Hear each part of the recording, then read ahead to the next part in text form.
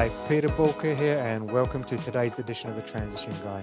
Now, joining me in the studio today for today's episode is Matthew Hahn, founder and CEO of Automation Wolf. Welcome, Matthew. Thank you. Thanks for having me, Peter. Now, you're an entrepreneur with many years' experience and multiple businesses, Yeah, and you've had both virtual teams and you've had the physical office. I have. Yes. So I'm taking it pre-pandemic. You had already on the business you're currently running, you had already made that virtual shift anyway. Yeah. And honestly, I dodged a real bullet. So my history of this is I've owned 3 agencies now since 2010. And the first one I ran was from 2010 to 14. And it was a distributed team.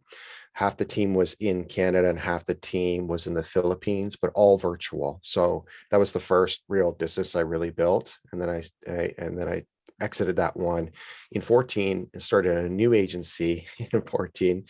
And that one was all in office, a very expensive office downtown Toronto, Ontario, Canada, right across from the Eaton Center in the heart of things. And we wanted to be downtown with all the other tech companies like Shopify and Google and Facebook, et cetera. And so we did that one for 4 years, exited that in 18. And then in 19, I started a third agency, which is completely distributed as well too across the world. I have team members everywhere in the world, and we're completely virtual as well too. But I got lucky in the sense that I exited in 18, as we know what happened shortly after that with the pandemic. And I always look back and said, oh, geez, thank goodness I don't have that really expensive office anymore, or that whole process to have to go through this transition into a distributed virtual team again. And you know what's interesting, because a lot of people are stuck with that expensive office. Yeah. And you were saying that you were spending like $30,000 a month on your office. Yeah, it was. And the crazy thing is when you do commercial leases in general, like you almost have like zero rights. Like it's the other way around when you're renting and you are a residential tenant, all the rights are with the tenant, not the landlord. But in this case, in commercial, it's almost always the opposite. And when we had decided to get like a larger space, so we had a smaller space just outside the city by 20 minutes, and then we'd made the decision that we had grown. And the main reason we strategically decided to get a much larger, more expensive office at the time was we were servicing Fortune 500 companies, and we had a talent acquisition problem. And most of the people that we were trying to acquire, we started running into that they didn't want to leave the city, because Right. that the talent that we were after was into what I call ping pong tables, pubs, and people. They're 20 out of school, 25 to 35, and working in tech companies. This is sort of the demographic that they're after. So we decided to move down there and get the sexy office with the brick and beam agency, 30-foot ceilings, so that we can impress clients when they came. They're like, wow, this is a nice office and feels creative and open space, and there's a buzz in the air. And we would attract the talent that we're after. It was really more of a talent acquisition strategy, the reason why we chose to do it. And it absolutely worked. However, in these leases, we spent I want to say like at least 9 months, and probably at the time 7 or 8 offers, all outbid by someone else who wanted the same space. So there was just very low Wow. inventory for these spaces. And then we finally got one, and they dictate all the terms. So you got to get the lease for 5 years. There's all these terms in the lease where your price, like you don't have control over it, from like heating to HVAC to other stuff. We had to still renovate the office. So when we paid the $200,000 to renovate it. To basically all we did was rip out all the walls, sand the wood floors, polish up the wood beams, and put glass everywhere. So it was $200,000 worth of glass. Gorgeous, gorgeous office, but a small fortune to really do it at the end of the day. And the landlord still has the right at the end that if they don't like, or the new tenant that's coming in, you got to pay to take it all out Yeah. and make it a black box again. So, having an office is a very, very big commitment that sometimes you don't really think it all the way through. And God forbid, I wasn't in the business, but I can only imagine what would you do if you're stuck with this lease when the pandemic happens and you have this 6,000 or 10,000 square foot office that's now empty, right? And you have to pay for it, or you don't know if things are going to come back. It's a very, very scary moment. And I'm just thankful that I didn't have to actually cross that bridge and figure out what I was going to do. Now, Now, virtual I and did. distributed teams, Matthew. Here's the interesting thing. You did your first distributed team quite early on, when probably technology wasn't at its greatest. Right. And it probably was quite challenging getting the communication right. And a lot of people tried to venture in that, but Yeah. couldn't make it work. Yeah. They gave up and they went back to your traditional in-office Yeah. teams. It requires a lot of processes and a lot of thinking. So even with the first distributed team that I had, some of the key learnings that I learned right away, which was, especially when I had like a distributed team at different hours. So what's interesting is, like, when you have half the team in the Philippines and half the team in Canada, they're literally 12 hours apart. What's super cool is you end up having a 24/7 business. So like, if you get it right and you get the rhythm going right, you literally go to bed, things are moving forward, and you wake up in the morning and it's done.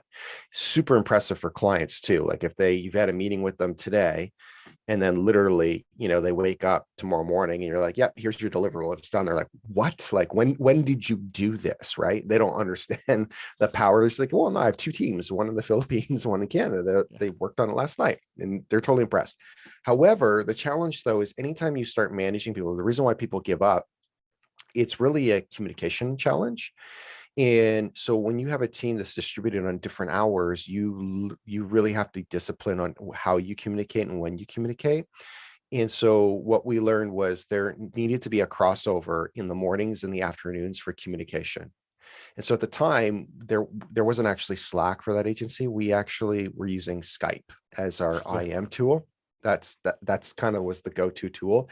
And because we're in the Philippines, that was something that they were very comfortable with technology wise at the time. And so we would, before the end of the day, we'd make sure that we did the handoff and got a confirmation from the night team that they got the handoff. Because not only do you give it, you have to get confirmation. Because here's a terrible thing that happens, or would happen occasionally.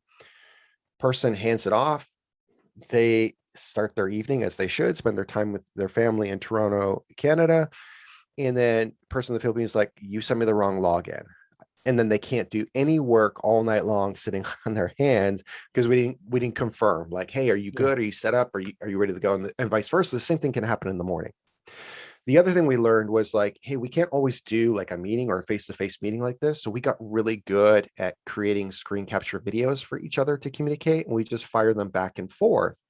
And at the time, we actually used a tool called Camtasia.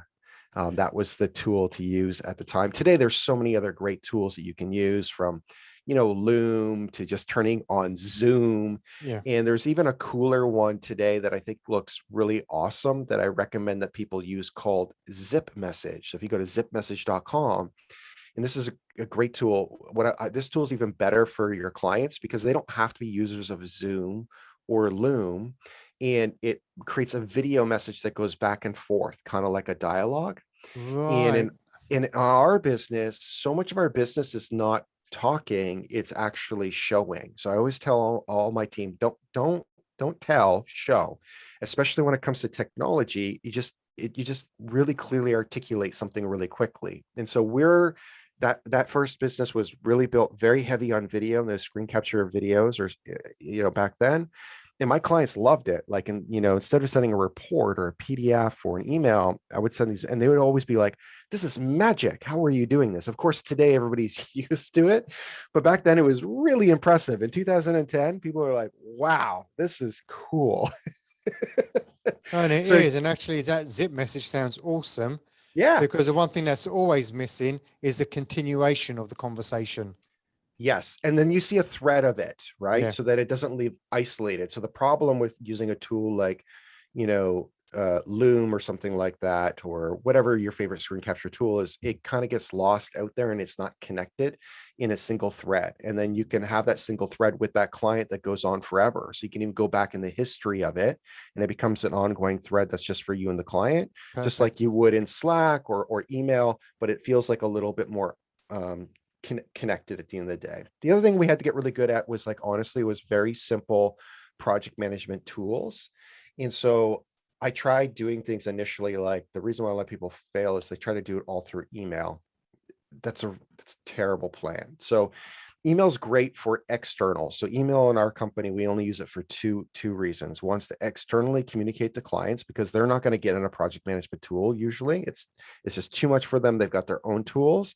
And we try to be very clear and simple in the communication to clients. And then we use it for company updates. Like when there's an official update, like, hey, we've changed the vacation policy. We've already communicated this, but we're officially sending it out. We want you to give us a reply so that we know you received it, right? And they Right. reply back with a thumbs up. And we're like, okay, good. Everybody's like, we had a meeting about it. We communicated, we posted on Slack, we sent it officially. It's documented. It's an SOP. It lives, in the SOP area. And if people don't know what SOP stands for, it just stands for standard operating procedure. Boom, you're good to go. Now, anything that's an internal communication, though, for us, that's just like a quick conversation. It's either in our project management tool based on each project. So for us, we use workstreams.ai. The reason we use workstreams.ai, it's very similar to Trello, except for it ties in very nicely to Slack and it has a Right. couple other simple features. Now, you don't need a super sophisticated tool, but you need something that holds a card that represents the project. And within the project, there should be some sort of checklist of things that need to be done and a due date that's with it so that everybody's on the same page. And Mhm. all communication that's related to this project should be a thread underneath. Doesn't matter what the tool you use, whether it's Basecamp, Teamwork, ClickUp. I don't really care what it is. I find the less complicated the tool is, the more success you're going to get. So sometimes people get wooed by all the bells and whistles and they think, oh, wow, look at all the amazing things that this tool can do. All I see is, wow, that's more ways for people to screw it up. That's true. Or not do it because they are absolutely paralyzed Of by course. fear Yeah. because they're overwhelmed. Both. Yeah, it needs to be very simple, and there should be no more than a few things that you can do within a good project managed tool and house it. And then anything else that's like a quick message, we use Slack for. So any kind of IM tool would work, but you could use like Google Hangouts and Google Chat or Slack. What I do recommend is you never use an IM tool that's connected to a social media. So for example, do not use Facebook Messenger. Even I find Skype is not as helpful as these newer tools. Do not use Discord because there's too many distractions from the Yeah. business for the team that leads into the everyday social time that's for their evenings and weekends. And not that people can't be social at work, like let them get on social media. It's a part, like it all intertwines. It's silly to not allow people to do that. And But then you got whatever you, boundaries. By yeah, using specific tools, you have boundaries in place. yeah, and the tools are supposed to make people's jobs easier. It's not to monitor people. And then you shouldn't have any more tools than that. So that's all we have. One project management tool, Slack, and email, and then everything else gets stored for us personally in Google Drive in the cloud. So SOPs, documents, Excel sheets, etc. And we did that in the first company. We did that. This even was the same process we used in Office for the second company. So same processes, except for we just met in the office every day, right? Right. And then this third company, it's all distributed in the same process, and it works very effectively. No other tools, nothing else needed, and you're good to go. That's it. But you've got a very, I would say you've got a very organized approach to it all. Yes. And you're very much based on outcomes anyway. Yep. So you're very clear. So you don't necessarily need to micromanage. You've got your metrics in place. And with all Correct. this innovation, I mean, you take the last 18 months, the last 18 months has been absolutely crazy innovation. And when we're seeing it, we're seeing Zoom, that to be honest with you, 18 months ago was a tool that was just utterly shit, to actually at the forefront now of communication integration and tying in a lot of these project management tools natively.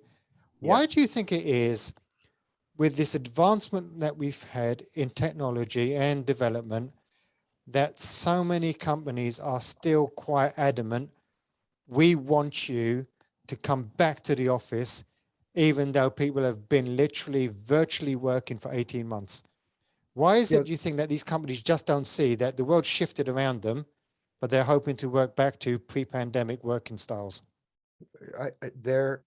Their idea of success, or what drives success, is bums and seats, which is a lazy way of like driving success and not really a great way of building culture really at the end of the day within a company.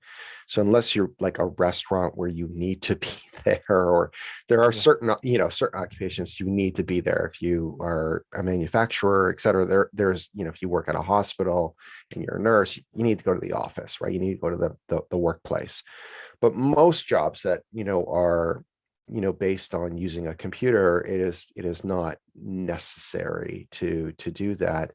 And they just need to change the objective of what they measure success by based on an outcome, and then allow people to produce that outcome as they see fit. And some people will get it done in a couple hours, and some will take 10 hours a day to do it. You don't care. You shouldn't care which one it is. I mean, you should care a little bit. No one should be working 10 hours a day. So if they're working 10 hours a day, something's wrong. Either your expectations are unrealistic, or you need to help them and train them better so that they can Yeah. get that accomplished in a good time. But really, most people's focused work, like realistically, even at the office, like even if someone's sitting there for 8 hours, I guarantee you the best you're getting out of the very, very best, team members is a maximum of 6 hours worth of work. That's the best in an 8 hour time. Like, they're going to the washroom, there's the water cooler stuff. Trust me, they're fucking around their desk, wasting time anyways. So why do you feel the need to have them bum and seat? So, they're wasting 2 hours a day anyways, and then you're wasting them anywhere from an hour to 2 hours to commute. You're stealing like 6 hours a day of their time instead of just having them like do the deliverable that you actually need to have done. Isn't that what you should care about at the end of the day? It's crazy. You know what? It feels like people are stuck in the industrial age thinking and management style Totally. in a digital age, and they're like out of time and out of place. It's so crazy. It's a control thing, right? So, or it's a lazy thing where they think that's the only way to measure success is by having a bum in seat. To me, it's really great. Now you get the objection sometimes, like, I can't be creative and I can't connect with people and I can't build culture if there isn't this belly to belly experience. And I get it. There's a smidge of truth to that. Like, there's nothing better than meeting people face to face and having that deeper relationship. But I don't think that you need to do it at the office. Like, have a monthly dinner or go to the pub or have an annual retreat. You can also substitute some of these things via Zoom by having Zoom parties. There are things that you can do that are very creative that connect you all, where you can laugh and have some fun and still have that social activity. So I don't think that you need to have it every single day to build the culture or the relationship that people talk about. And I'm making air quotes just so people know who are listening. I think the reality is we've got to unlearn a lot of what we've done. Yeah. And learn new. Yeah. But in order to learn new, we need to unlearn the old. So if people want to know more about you, and where do they find you? Yeah, sure. LinkedIn is the best place to connect with me. If you just type in Matthew Hunt, I'm pretty active there. If you message me there or comment on my content, I'm going to see it. Or you can swing by automationwolf.com. It's spelled exactly the way it sounds, and you can learn more about what we're offering as a service today. Brilliant. I mean, you've shared some really interesting insights in how you've made the shift, and really, more importantly, where the trend tends to be going now, and actually what people need to start thinking about, because we can't necessarily go back to the way things were. We can adjust to the way things are and move forward, but I don't believe there's going back. No, well, we're not going back. We've seen that already, right? Technology is going in one direction. Absolutely. Well, it's been a pleasure having you on as a guest today. It's been fun being here, Peter. Thank you. If anything's resonated with you, you want to hear more, head over to Boolkah.com and get in touch. Once again, Matthew, thank you very much for being on today's episode. And remember, failing to learn is learning to fail. So please stay safe.